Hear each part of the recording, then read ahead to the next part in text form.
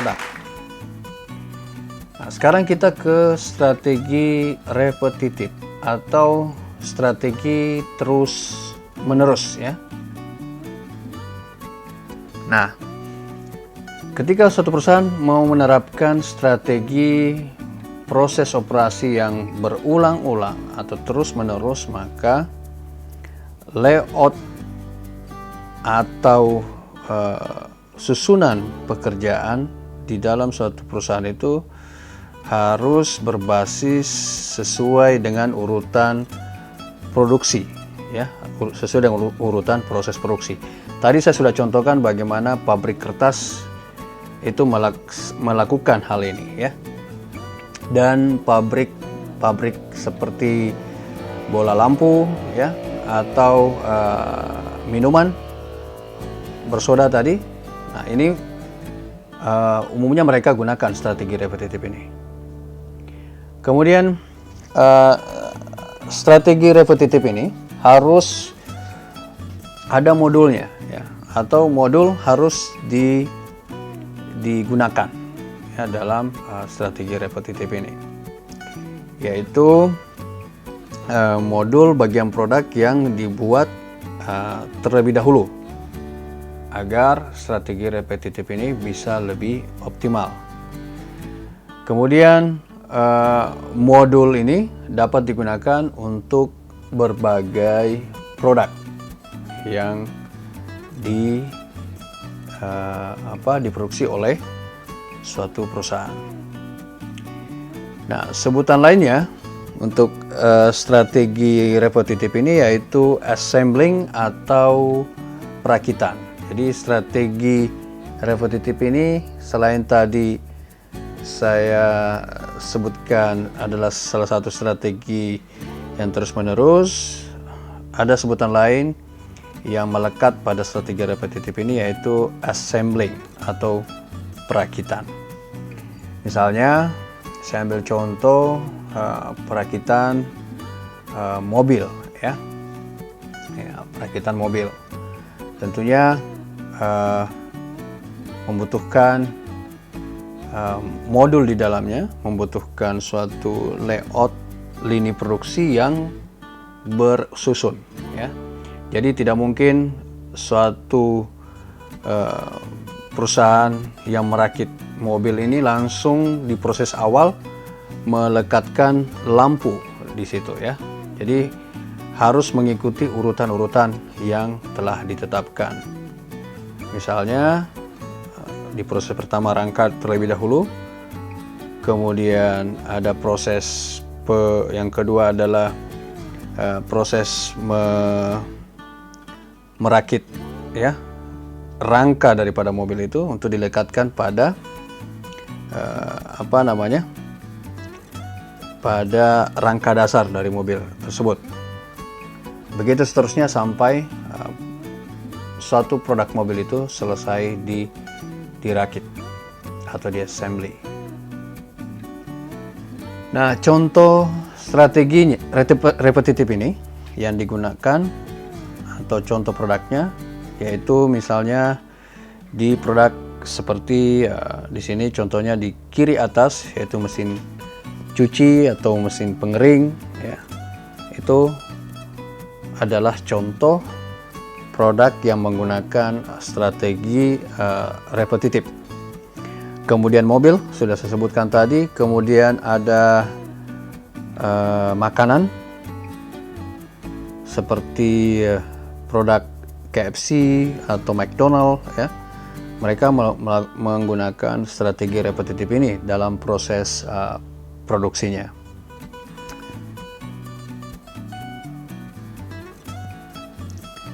Berikutnya kita perlu melakukan pemetaan ya, memetakan strategi proses ini. Kalau Anda perhatikan di sini ada varian, ada kostumasi yang tinggi di sebelah kiri atas ya. Ada perbedaan modul, ada beda atribut ya. Kemudian di sisi paling atas yang horizontal ini ada volume rendah, sedang, dan tinggi, ya. Nah, jika kita perhatikan mapping ini, jika perusahaan memfokuskan strategi prosesnya dengan volume yang rendah atau rendah volumenya, dan terdapat perbedaan atribut, ya, maka perusahaan akan mendapatkan kerugian. Kemudian kalau perusahaan tersebut mendapatkan orderan misalnya, atau mendapatkan permintaan dari konsumen dengan volume yang rendah, dengan kostumisasi atau pelayanan yang tinggi kepada konsumen, maka bisa melakukan strategi dengan memfokuskan pada proses, ya. Kalau variannya terdapat perbedaan yang tinggi dan volumenya rendah, maka perusahaan disarankan untuk tidak melanjutkan karena akan mendapatkan kerugian, ya. Karena perbedaan atribut ini membutuhkan peralatan-peralatan khusus, desain khusus, sementara volume yang diminta itu rendah, maka hal ini bisa mempengaruhi kerugian dari sisi perusahaan. Tetapi sebaliknya, kalau volumenya rendah tetapi kostumisasi ini tinggi, ya, maka strategi proses dengan menitik beratkan pada fokus proses merupakan pilihan yang tepat untuk dilakukan.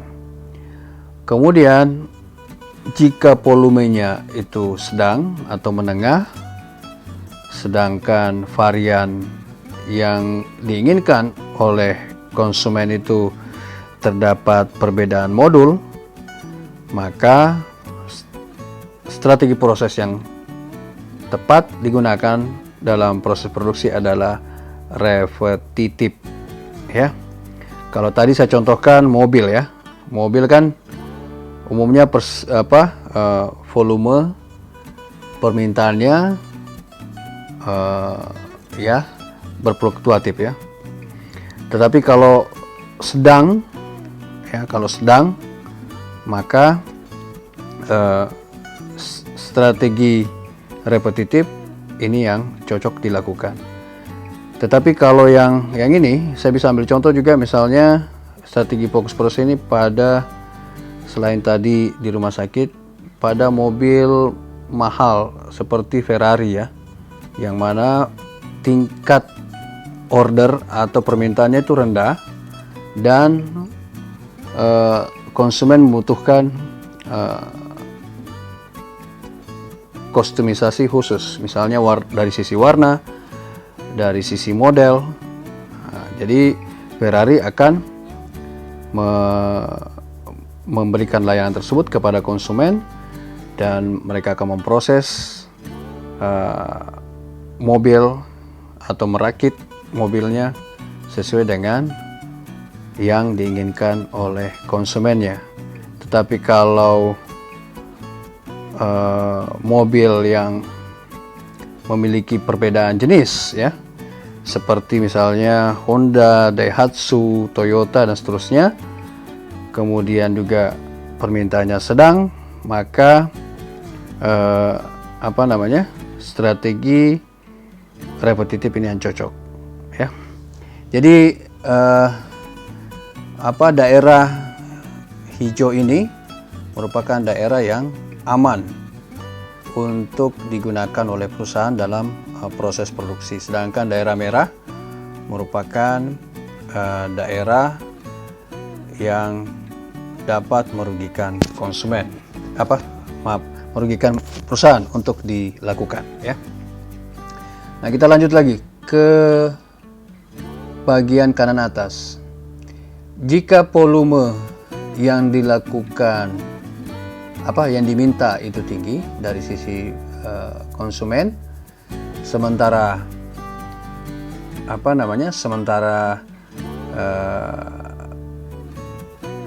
konsumen juga menginginkan kostumisasi yang tinggi, maka akan dilakukan kostumisasi secara massal, ya, atau besar-besaran. Saya ambil contoh, misalnya kembali lagi ke perakitan mobil. Perakitan mobil, kemarin mobil yang lagi ngetren itu misalnya Expander, ya, dari Mitsubishi. Jadi ketika volumenya tinggi dan permintaan konsumen juga tinggi, maka mereka melakukan kostumisasi yang besar-besaran terhadap mobil berjenis Expander agar bisa melayani dengan cepat kebutuhan konsumennya. Kemudian untuk strategi proses yang berikutnya di kanan bawah ini, yaitu fokus produk. Fokus produk paling cocok digunakan ketika volume permintaan itu tinggi dan terjadi perbedaan atribut, ya, yang diinginkan oleh konsumen. Maka fokus produk ini menjadi pilihan yang tepat untuk dilakukan oleh seorang manajer dalam merencanakan proses produksi di perusahaannya. Baik, mengenai fokus strategi proses, yaitu pada kostumisasi massa, ya. Sebenarnya bukan merupakan strategi proses yang baru lagi, karena kostumisasi massa ini sudah banyak diterapkan oleh beberapa perusahaan, ya. Kemudian kostumisasi massa ini akan digunakan atau tepat digunakan ketika jumlah produksi besar dengan variasi produk yang tinggi, ya. Kemudian sangat cocok pada permintaan dalam jumlah yang besar atau produk-produk yang pada musim tertentu mungkin memiliki demand yang cukup tinggi, maka kostumisasi massa ini cocok untuk digunakan dalam operasi, ya, operasi suatu perusahaan. Misalnya sepeda motor, ya, contoh produknya sepeda motor, komputer, dan lain-lain sebagainya. Kemudian ada beberapa pertimbangan, ya, dalam menganalisis dan mendesain suatu proses. Yang pertama adalah apakah terdapat keunggulan kompetitif. Nah, keunggulan kompetitif ini bisa dilihat dari diferensiasi suatu produk, ya, apakah diferensiasinya tinggi, sedang, atau rendah. Kemudian keunggulan kompetitif suatu perusahaan jika memiliki biaya yang rendah daripada yang lain. Dan yang terakhir, memiliki atau perusahaan mampu merespon dengan cepat keinginan konsumennya, sehingga respon yang cepat tersebut akan diintegrasikan ke dalam strategi proses produksi, sehingga tidak mengalami hambatan ketika suatu perusahaan ingin merespon dengan cepat keinginan atau kebutuhan konsumennya. Kemudian pertimbangan kedua adalah apakah proses yang tidak membuat nilai tambah itu sudah ditiadakan. Maksudnya adalah apakah suatu perusahaan itu sudah menghilangkan proses-proses yang tidak relevan lagi untuk diterapkan. Misalnya ada proses A, B, C, D ya. Setelah dievaluasi ternyata proses B ini bisa dilebur ke proses C. Jadi maksud daripada apakah proses yang tidak membuat nilai tambah itu sudah ditiadakan, seperti itu tadi, B dilebur ke dalam kegiatan C atau disatukan sehingga nanti kegiatannya lebih singkat. Kemudian pertimbangan berikutnya adalah apakah proses sudah menyediakan nilai tertinggi bagi pelanggan. Jadi saya sudah singgung tadi sebelumnya bahwa kemampuan suatu perusahaan dalam merespon dalam arti kata sesuai dengan kebutuhan, yaitu dari sisi kualitas, dari sisi harga, sangat bernilai kepada konsumen, maka itu harus menjadi pertimbangan bagi seorang manajer operasional untuk mengintegrasikan ke dalam strategi proses operasinya ya. Jadi ketika suatu perusahaan ingin menjanjikan produk yang memiliki nilai tambah yang cukup tinggi kepada konsumen, tentunya harus juga dipersiapkan strategi prosesnya ya. Jangan hanya memberikan semacam argumentasi kepada konsumen bahwa produk tersebut baik, punya nilai tambah tinggi, tetapi proses tidak diperhatikan. Karena seperti kita ketahui dalam manajemen operasi, strategi proses ini merupakan bagian daripada transformasi input menjadi output ya. Jadi itu pertimbangan yang harus diperhatikan oleh seorang manajer dalam menganalisis dan mendesain proses. Nah,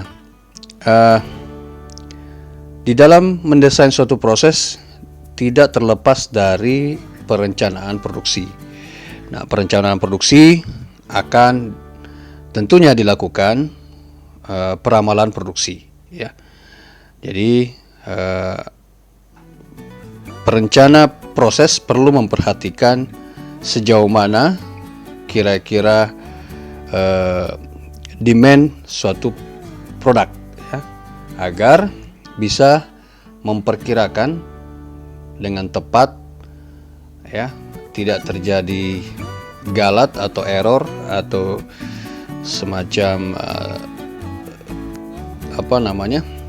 tidak valid ya informasinya, sehingga perkiraan produksinya menjadi tidak sesuai ya yang diharapkan, sehingga mempengaruhi keseluruhan kinerja operasi. Jadi sekali lagi, perencanaan produksi ini harus terintegrasi juga ke dalam strategi proses ya. Kemudian di dalam melakukan perencanaan proses ada beberapa poin yang perlu diperhatikan. Yang pertama adalah apakah suatu perusahaan itu harus memproduksi pada volume atau tingkat produksi yang minimal. Untuk melakukan itu harus dilakukan suatu analisis. Nah, analisis yang bisa digunakan untuk memprediksi berapa produksi minimal yang harus dilakukan oleh suatu perusahaan ya, yaitu dengan melakukan analisis impas atau analisis break even point. Nah, saya tidak perlu menjelaskan lebih detail ini karena saya yakin saudara-saudara sekalian sudah pernah masuk atau sudah pernah mengikuti kuliah yaitu akuntansi biaya, akuntansi manajemen ya, dibahas masalah ini. Jadi saya yakin pengetahuan mengenai analisis break even point itu sudah pasti Anda mampu ya melakukan atau mengaplikasikannya. Kemudian dalam merencanakan proses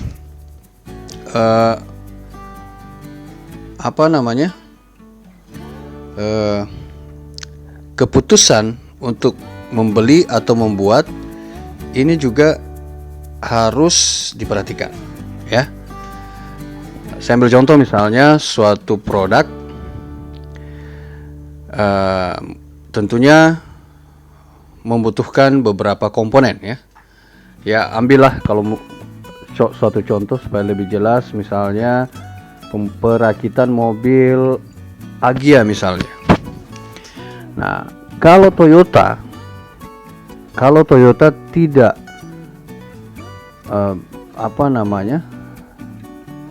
tidak mampu memproduksi sendiri komponen-komponen yang mungkin ratusan ya komponen suatu mobil, maka dia harus membeli dari suppliernya yang tentunya sudah terikat kontrak dengan Toyota agar produk yang diproduksi oleh supplier tersebut sesuai dengan spek daripada mobil yang diproduksi oleh PT Toyota.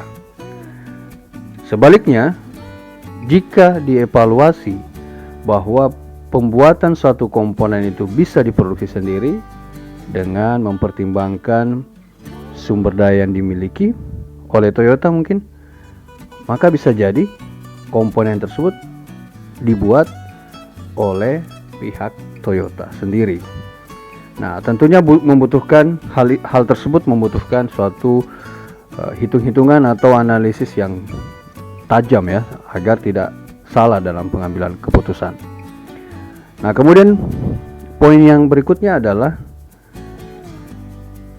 perencanaan proses mampu mengevaluasi, mampu mengidentifikasi produk-produk mana yang selama ini sudah merugikan perusahaan. Nah, tentunya ada hal yang bisa dilakukan, apakah menghentikan sama sekali produk tersebut karena sudah tidak laku, sudah tidak diminati, ataukah diteruskan diproduksi dengan mungkin menambahkan atribut-atribut lainnya agar dapat menarik minat konsumen untuk membeli. Nah, itu yang bisa dilakukan. Kemudian yang terakhir adalah dalam perencanaan proses, pertimbangan teknologi baru ini juga harus diperhatikan oleh perencana proses ya, atau dalam hal ini bagian manajer operasional. Apakah teknologi yang ada saat ini dimiliki oleh perusahaan itu harus diganti ataukah tidak? Nah, ini membutuhkan suatu analisis lebih tajam juga agar keputusan yang ditetapkan itu tepat ya. Jadi ini pertimbangan-pertimbangan lainnya dan juga ada strategi-strateginya di sini saya tampilkan untuk membantu perencanaan proses produksi. Nah, kita ke poin membeli atau membuat. Di dalam mempertimbangkan apakah proses yang dilakukan oleh perusahaan ini, apakah diperlukan, maksud saya, pembelian bahan baku tertentu ataukah membuat bahan baku tertentu itu untuk mendukung proses produksi. Nah, tentunya yang dipertimbangkan di sini adalah biaya relevan ya. Nah, contoh-contoh biaya relevan ini terkait juga dengan biaya bahan baku, biaya overhead, biaya tenaga kerja, ya. Yang mana biaya relevan ini kalau definisi umumnya yaitu biaya-biaya yang mempengaruhi keputusan suatu perusahaan ke depannya. Jadi pertimbangan-pertimbangan biaya yang saya sebutkan tadi ini perlu diperhatikan ketika akan membuat keputusan pembelian atau purchasing atau production, ya, atau membuat saja suatu komponennya. Nah, kemudian hal yang perlu diperhatikan dalam memutuskan membeli atau membuat adalah umur ekonomis, ya. Jadi umur ekonomis perlu menjadi salah satu bagian yang perlu dipertimbangkan. Misalnya, kalau umur ekonomis ini belum habis, maka yang bisa dilakukan adalah fixed cost itu dapat dialihkan. Itu pilihan pertama. Pilihan kedua adalah fixed cost ini tidak dapat dialihkan. Nah, untuk keputusannya tentunya membutuhkan analisa yang tajam juga dalam hal ini agar tidak salah mengambil keputusan, karena akan berdampak kepada biaya setelah keputusan itu dibuat. Jadi sebelum memutuskan apakah membeli atau membuat, pertimbangan-pertimbangan ini perlu dilakukan, ya. Nah, kemudian ke analisis proses. Nah, ke analisis proses ini sudah menyangkut bagaimana sistem kerja secara keseluruhan. Jadi dibutuhkan suatu bagan, ya, yang menjelaskan proses dari satu bagian ke bagian yang lainnya. Kemudian di dalam analisis proses, karyawan bekerja pada tempat yang tetap dan ada bagan, ya, bagan gerak simultan yang bisa menjadi petunjuk kepada karyawan di dalam bekerja. Kemudian di dalam menganalisis proses, kita bisa lakukan dengan menganalisis karyawan bekerja dengan mesin. Tentunya ada bagannya juga, bagan manusia dan mesin ini. Kemudian yang terakhir adalah karyawan bekerja bersama, ya. Tentu ada bagan staf yang dipersiapkan. Nah, ini adalah contoh bagan proses yang saya sudah sebutkan sebelumnya. Nah, di sini subjeknya adalah permintaan pembelian peralatan. Nah, di sini kalau kita lihat simbol-simbol yang ada di bawah ini, ya. Simbol-simbol yang ada di bawah ini juga cukup jelas. Di sini ada operasi O, ya. Anak panah ini, ya, sebagai transportasi, ya, menjelaskan transportasi. Kemudian seperti kubus ini adalah proses inspeksi dan seterusnya, ya. Ada juga D sebagai delay, tunda, dan piramida terbalik itu suatu simbol penyimpanan, ya. Nah, kita perhatikan di sini ada jarak, ya, ada waktu, dan ada simbol, ya. Ada simbol. Kemudian ada suatu deskripsi. Jadi ini adalah salah satu contoh dari bagan proses. Sebenarnya ada contoh lain yang mungkin pernah Anda lihat di fakultas atau jurusan mengenai proses Anda mengurus KRS misalnya, atau proses Anda proses Anda mengikuti ujian proposal, dan masih banyak lagi bagan-bagan proses yang biasanya dipajang di dinding ya, untuk dijadikan rujukan kepada konsumen ya, atau orang yang dilayani, atau Anda sebagai penerima jasa untuk mengikuti proses-proses yang sudah ditetapkan. Nah, sama juga dengan yang ada pada contoh ini. Nah, kalau di sini kita perhatikan proses operasi yang pertama ya. Kemudian akan dilakukan inspeksi lebih dulu. Kemudian operasi yang kedua ini akan juga tetap diinspeksi. Kemudian nantinya ada proses tunda. Setelah proses tunda masuk lagi atau dilakukan lagi proses operasi, dan seterusnya, begitu seterusnya sampai pada proses akhir ya. Jadi simbol-simbol ini memberikan petunjuk kepada pekerja di dalam bekerja ya. Sedangkan di sini ada jarak 25 meter dan seterusnya. Kemudian ada petunjuk deskripsi ya. Di sini tulis order di meja pimpinan ke pembeli dan pelajari ya.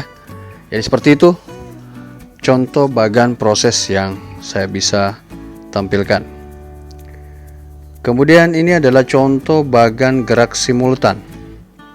Misalnya satu tenaga kerja berdiri di tengah ini ya. Ini tangan kiri, petunjuk tangan kiri apa semua yang dikerjakan, dan tangan kanannya di sebelah sini, dan di sini dideskripsikan hal-hal apa yang harus dikerjakan. Nah, kita ambil contoh yang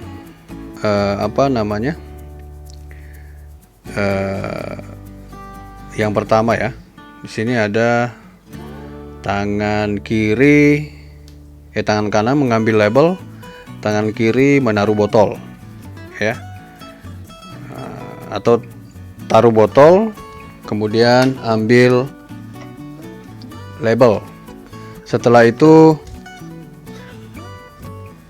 ambil botol, kemudian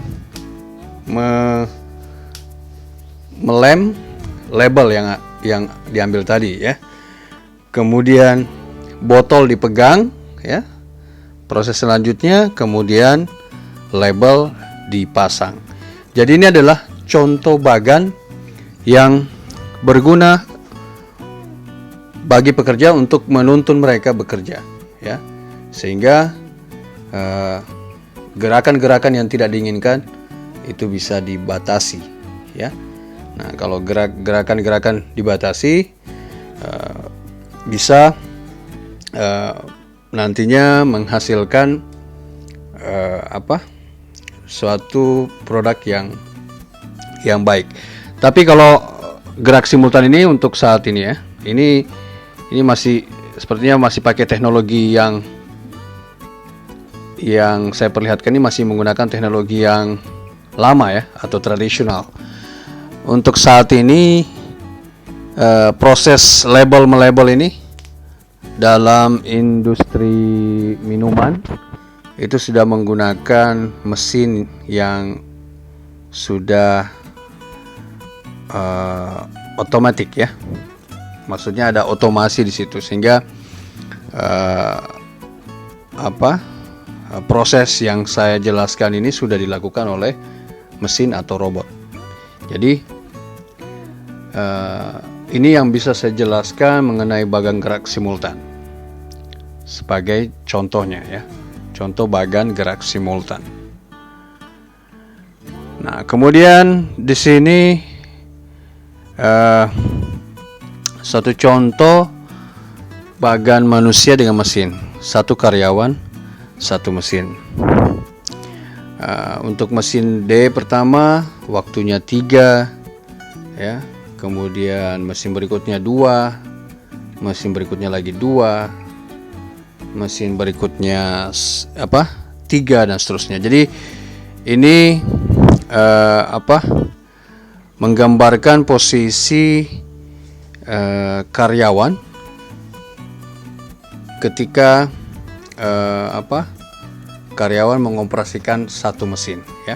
Jadi mesin satu karyawan satu mesin ya.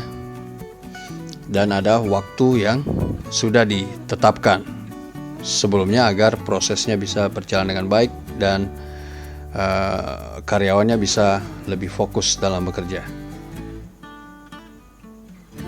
Kemudian bagaimana mengoptimasi mesin dengan karyawan ya, mengoptimasi antara mesin dengan karyawan. Nah, di sini kita bisa bandingkan berapa lama waktu mesin itu dioperasikan dibagi dengan berapa lama waktu karyawan bekerja. Nah, kedua siklus ini dibagikan, maka akan diperoleh hasil optimasi mesin terhadap karyawan. Jadi ini rumus ya, untuk menilai sejauh mana optimalisasi mesin terhadap karyawan. Nah, ini adalah salah satu contoh ya, bagan manusia dengan mesin ya, atau satu karyawan dengan 2 mesin ya. Jadi bagannya seperti ini. Ada di sini manusia, apa semua yang harus dilakukan. Ini kemudian waktu ya. Kemudian ini mesin 1 dan mesin 2. Jadi bagan ini sekali lagi bisa memberikan petunjuk kepada karyawan di dalam bekerja, sehingga mereka diharapkan dapat bekerja dengan baik. Ketika mereka mungkin lupa dengan prosesnya atau standarisasinya, maka bagan ini bisa berfungsi untuk mengingatkan karyawan ya, di dalam bekerja dengan baik. Kemudian ada contoh bagan staf. Jadi bagaimana menempatkan staf pada waktu-waktu yang dibutuhkan. Di sini ada staf ya. Ini adalah kolom staf dan ini ada row ya, row waktu ya. Jadi di sini misalnya staf pertama itu harus melakukan misalnya pekerjaan 1 dan 2 ya, atau bisa jadi ini pekerjaan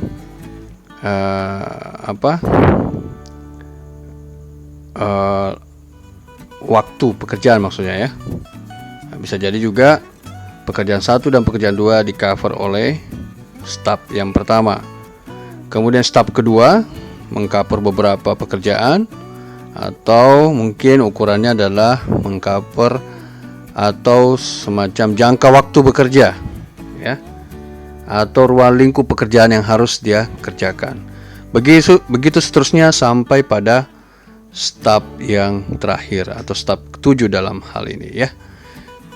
Biasanya bagan staf seperti ini diaplikasikan di proyek-proyek ya. Jika Anda terlibat suatu proyek, maka bagan staf ini sering digunakan untuk memvisualisasikan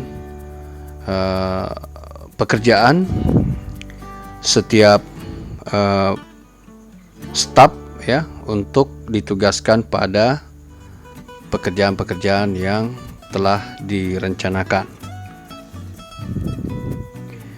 Nah, saya kira itu penjelasan singkat saya mengenai strategi proses. Terima kasih atas perhatiannya. Jika ada hal yang kurang dipahami dari presentasi ini, mohon diisi pada kolom komentar di bawah ya, di bawah dari video ini. Saya sebagai pengampu mata kuliah ini mengucapkan sekali lagi terima kasih. Semoga bagian kedua video ini, ya, bagian kedua dari maksud saya video strategi proses ini bisa bermanfaat untuk Anda di dalam mempelajari manajemen operasi. Terima kasih. Assalamualaikum warahmatullahi wabarakatuh.